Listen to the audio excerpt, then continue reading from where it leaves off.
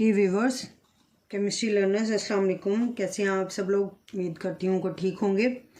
आज 9th class का अगला टॉपिक हम पढ़ेंगे। बहुत कुछ सीखेंगे इसमें। हमारी डेली लाइफ में आइसोटॉप का क्या यूज़ है ये देखेंगे हम।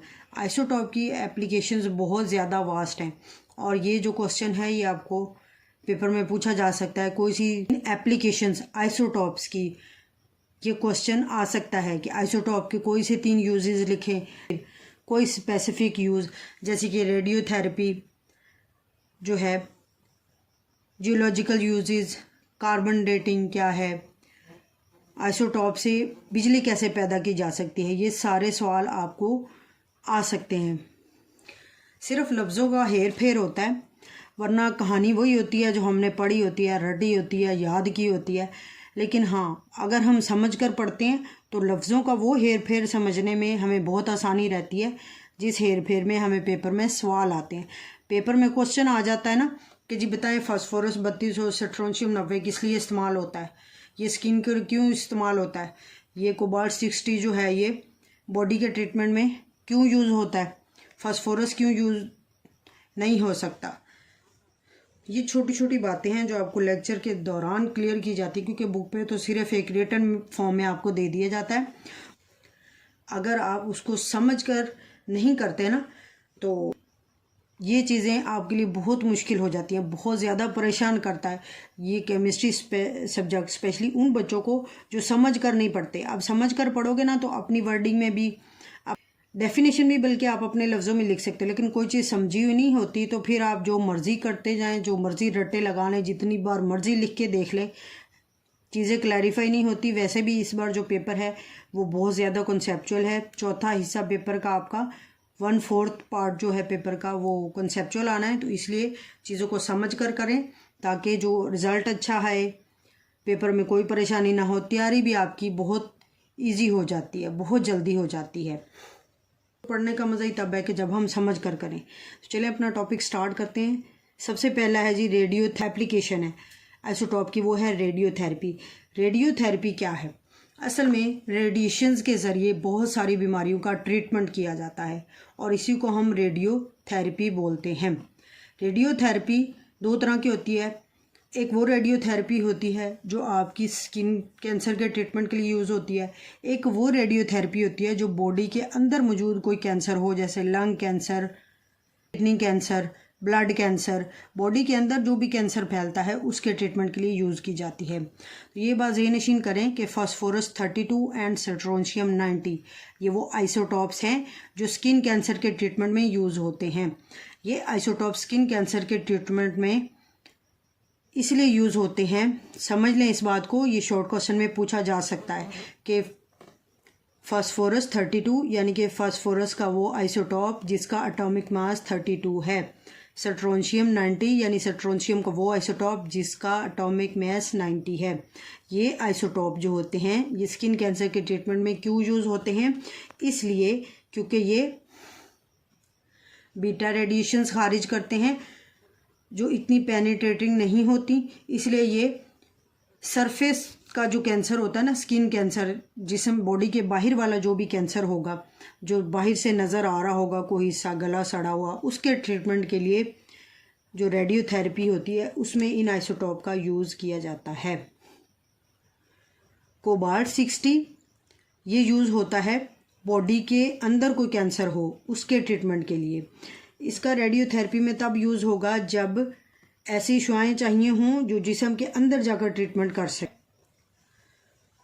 वो जिस्म के अंदर मौजूद हिस्सों के कैंसर के ट्रीटमेंट के लिए यूज़ होता है। कोबाल्ट 60 मतलब कोबाल्ट का वो आइसोटॉप जिसका अगला जो इस्तेमाल है कि ये आइसोटॉप ट्रेसर के तौर पे यूज़ होते हैं डायग्नोसिस और मेडिसिन में। अब ये क्या चीज़ है? ये तो एक नया सा लफ्ज़ आ गया। देखें, जब हम कोई ट्रीटमेंट ले रहे होते हैं ना, किसी भी चीज़ का ट्रीटमेंट, तो उस ट्रीटमेंट में हम मेडिसिन कितनी इफ़ेक्टिव है ये देखने के लिए डॉक्टर जो है रेडियो आइसोटॉप्स के ट्रेसर्स यूज़ करते हैं। वो दवाई में शामिल करते हैं और वो दवाई जो है पूरे जिस्म में जाती है और आपकी एक तो ट्रीटमेंट का पता लगाती है, साथ ही साथ वो दवाई ये भी बता सकती है जो रेडियो एक्टिव आइसोटोप होते हैं ये यूं भी पता कर सकते हैं हमारे जिस्म के अंदर कि ट्यूमर कहाँ पर है। ट्यूमर की जो लोकेशन होती है, एग्जैक्ट लोकेशन, उसको पता करने के लिए, क्योंकि ऑपरेट करने से बेहतर है कि साइंटिस्ट में क्या होते हैं, radio isotopes.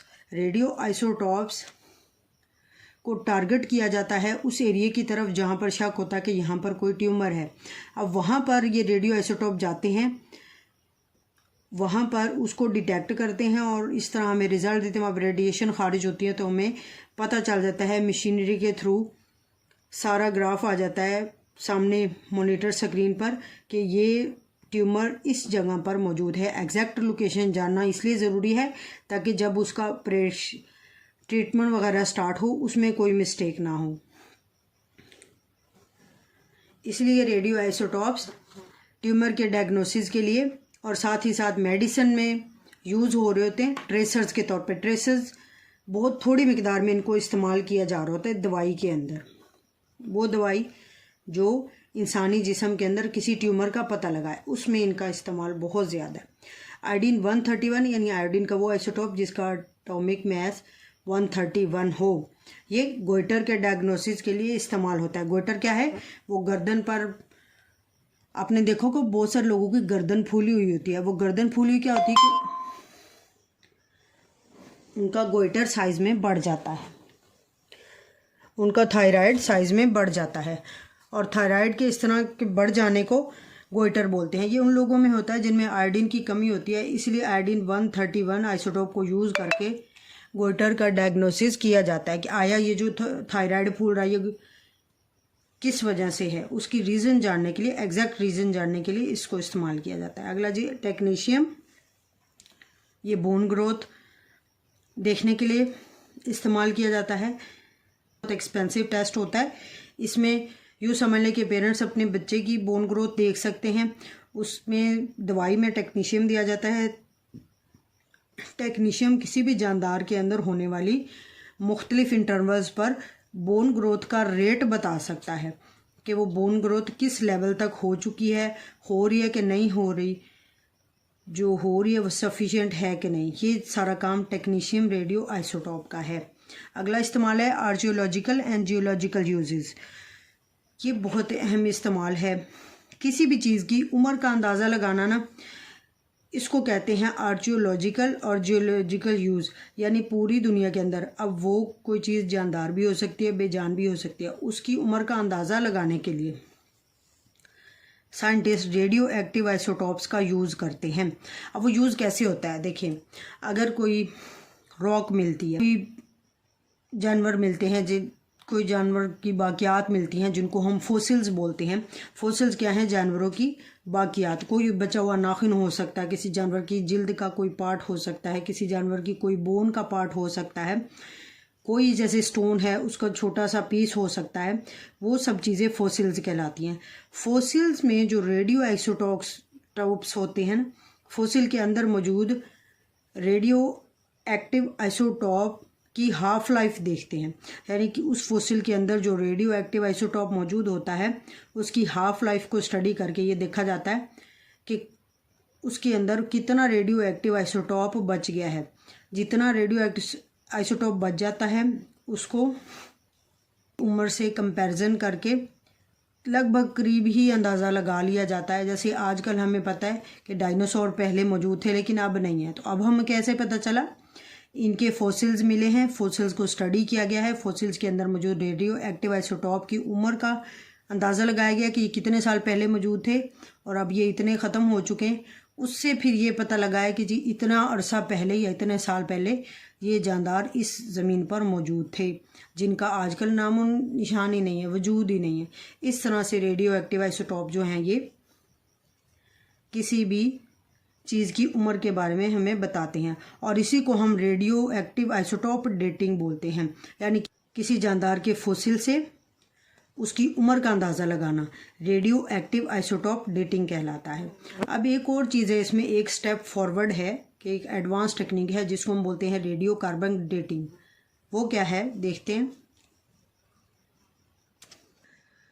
Radio carbon dating क्या है, ये उन मटेरियल की एज का अंदाज़ा लगाती है जिनके अंदर रेडियो एक्टिव आइसोटॉप होता है कार्बन 14। कार्बन 14 क्या है? रेडियो एक्टिव आइसोटॉप है।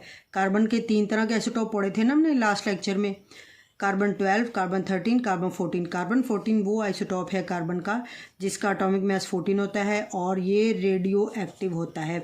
रेडियो एक्टिव होने की वजह से ऐसे मटेरियल जिनके अंदर कार्बन मौजूद होता है हम उनकी उम्र का अंदाज़ा लगा सकते हैं, और ऐसे मटेरियल जिनमें कार्बन 14 मौजूद होगा उनकी उम्र का अंदाज़ा लगाना रेडियो कार्बन डेटिंग कहलाता है। ये ज़रूरी है कि वो मटेरियल जिसकी आप उम्र का अंदाज़ा लगा रहे हों उसके अंदर कार्बन मौजूद हो, तभी हम उसको रेडियो कार्बन डेटिंग का नाम देंगे। अगला जी केमिकल रिएक्शन स्ट्रक्चर डिटर्मिनेशन।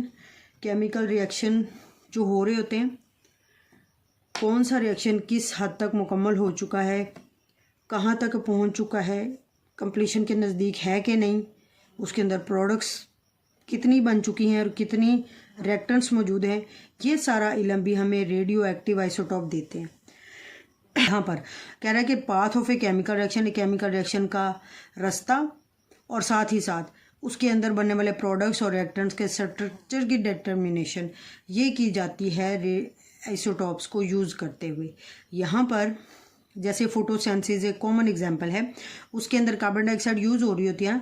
अब इस कार्बन डाइऑक्साइड में अगर हम कार्बन जो लें वो कार्बन 14 हो, लेबल करने का मतलब ये होता है कि कार्बन 14 को आप लेबल करें कार्बन डाइऑक्साइड से, इसका मतलब ये है कि ये कार्बन जो आप ले रहे हैं ये कार्बन 14 होनी चाहिए, क्योंकि कार्बन डाइऑक्साइड पहले हमें बनानी पड़ती है, फिर हम ये रिएक्शन को, जब हम आर्टिफिशियली ये काम कर रहे होते हैं तो फिर हमें ये चीज़ें खुद बनानी पड़ती हैं। वैसे तो नेचर में ये रिएक्शन हो रहा होता है फोटोसिंथेसिस का। कार्बन डाइऑक्साइड जब आप ऐसे बनाओगे कि उसके अंदर कार्बन 14 होगा, तो फिर आपको इस कार्बन 14 का इसके अंदर शामिल हो जाना, उससे ये फ़ायदा हो जाता है कि आप इस पूरे रिएक्शन का यानी कि फोटोसिंथेसिस को स्टेप बाय स्टेप इसके पाथ को देख सकते हैं, इसके रिएक्टेंट प्रोडक्ट की कंसंट्रेशन चेक कर सकते हैं। हर स्टेप पे आप देख सकते हैं कि जो रिएक्शन है कितना आगे प्रोसीड हो चुका है और कितना रह गया है। ये चीज़ें तब हासिल होती हैं जब हम कार्बन डाइऑक्साइड को कार्बन 14 से लेबल करते हैं। ठीक हो गया। इस तरह से किसी भी केमिकल रिएक्शन का पाथ या स्ट्रक्चर हम डिटरमिन कर सकते हैं।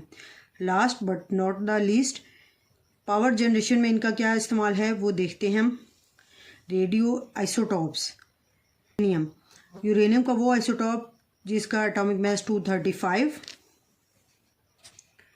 एटॉमिक नंबर 92 होता है। इस आइसोटॉप पे जब स्लो न्यूट्रॉन्स को बम्बार्ड किया, ये जो न्यूट्रॉन्स होते हैं ना ये स्लो होते हैं, इनकी स्पीड बहुत स्लो होती है। स्लो न्यूट्रॉन को जब इन पर बम्बार्ड किया जाता है तो क्या होता है, इससे बनता है जी बेरियम जिसका एटॉमिक मास 139, एटॉमिक नंबर 56 होता है। साथ ही साथ बनता है क्रिप्टॉन जिसका एटॉमिक मास 94, एटॉमिक नंबर 36 होता है, और 3 न्यूट्रॉन बन रहे होते हैं। साथ ही साथ एनर्जी की बहुत ज़्यादा अमाउंट रिलीज़ हो रही होती है। ये वो रिएक्शन है जिसको फिशन रिएक्शन बोलते हैं और ये न्यूक्लियर रिएक्टर के अंदर होता है। अब इस रिएक्शन को पहले समझ लें, फिर इसकी मैं आगे आपको एप्लीकेशन बताती हूँ। यहाँ पर आप देखें कि 236 और 1, 236 एटॉमिक मास हो गया रिएक्टेंट्स का, एज ए होल की मैं बात कर रही हूँ। अब आप यहाँ पे इन तीनों को प्लस करें तो आपको 236 ही मिलेगा। ये जो 92 है इन दोनों को प्लस करें तो 92 आएगा।